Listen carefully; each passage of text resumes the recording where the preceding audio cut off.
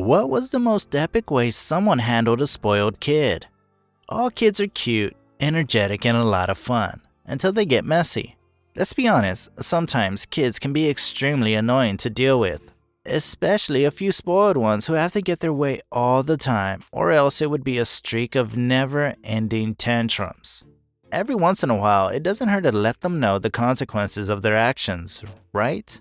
Today, we'll look at some hilarious Reddit stories where such spoiled kids were dealt with the right card.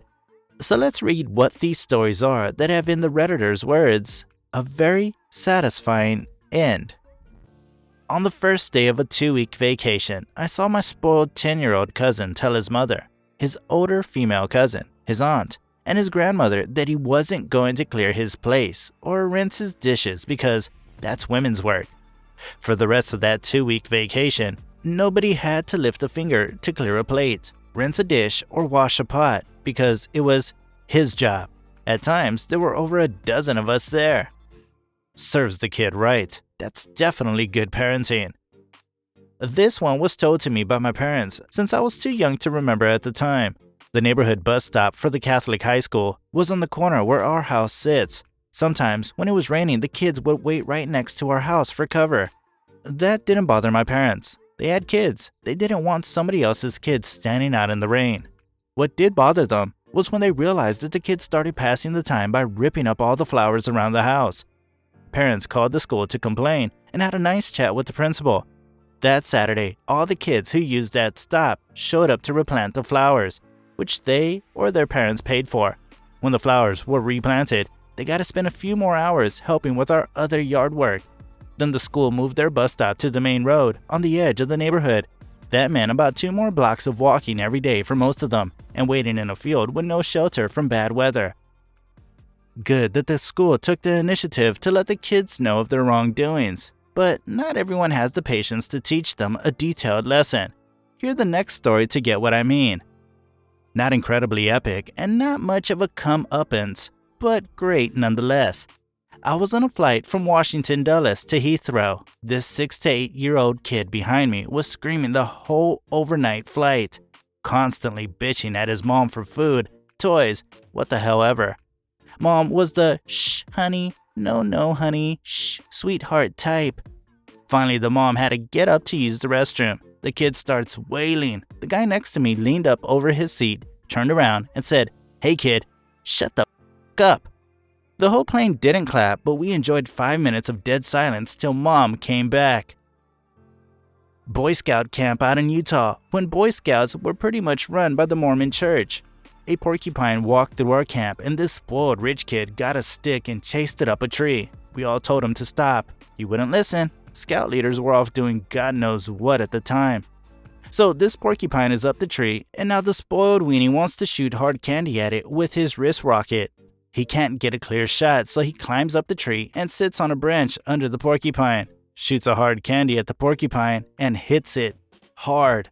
It was right then that he learned that when a treed porcupine feels threatened, it just lets go and lets the quills break the fall.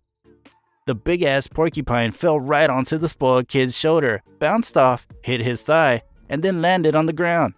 It waddled away, and we just laughed at the now howling spoiled kid. One of the scout leaders had to drive the kid to an emergency room. I hope he caught hell for not supervising too. This shows that if the kids don't listen despite several warnings, they will have to deal with the repercussions. The next story is an example where the spoiled kid had to face the consequence despite apologizing. I worked as an outdoor camp instructor. One week, I was on logistics and had to drive the van to pick up kids. I had heard from my friend that one of the kids in his group was a little shit, backchatting, lazy, bullying other kids. When I got to the pickup point, the kids hopped into the van and my mate was in shotgun. My mate Mitch gave me the rundown of the kid. I started the van up. I did a visual check of seatbelts and everyone was good, except for the kid. I asked, he said no. I told him I can't leave until he puts it on. So he did, and I started to leave. A minute down the road, I heard him unclip his seatbelt again, so I had to stop the van and ask him again. He put it back on. This happened one more time. On the third time, I just pulled over, turned the van off, radioed base, and asked for my manager and the overseeing teacher, who was his dean, to come up and pick up this kid because he was a danger to the others in the van. That's when this kid started pleading and begging. Told him no. I already made the call. He got sent home.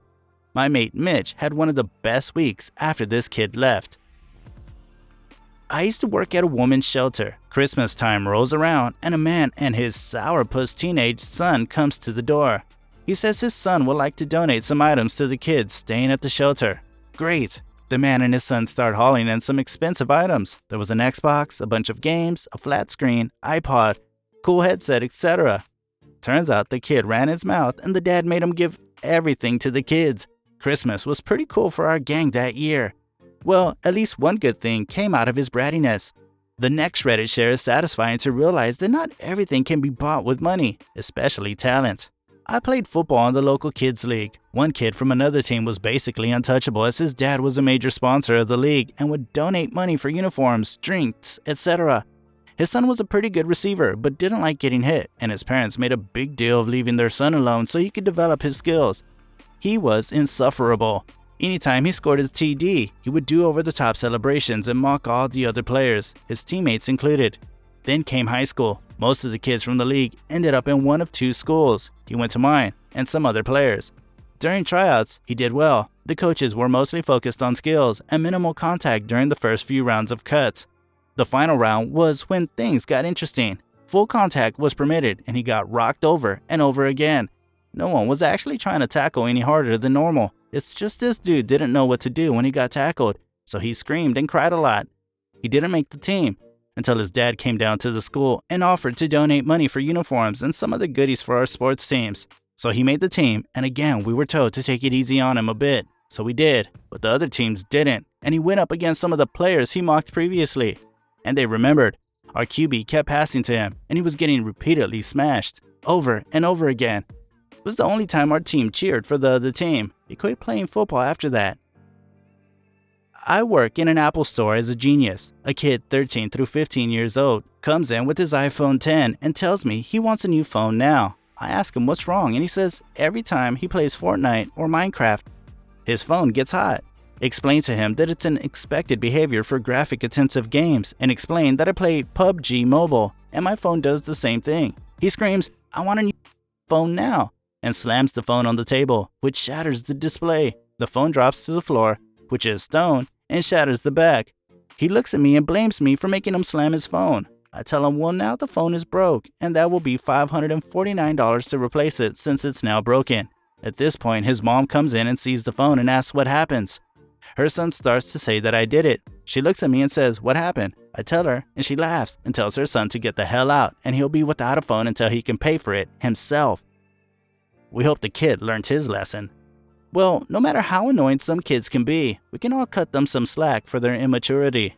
We have all been annoying kids once, right? What was your childhood like?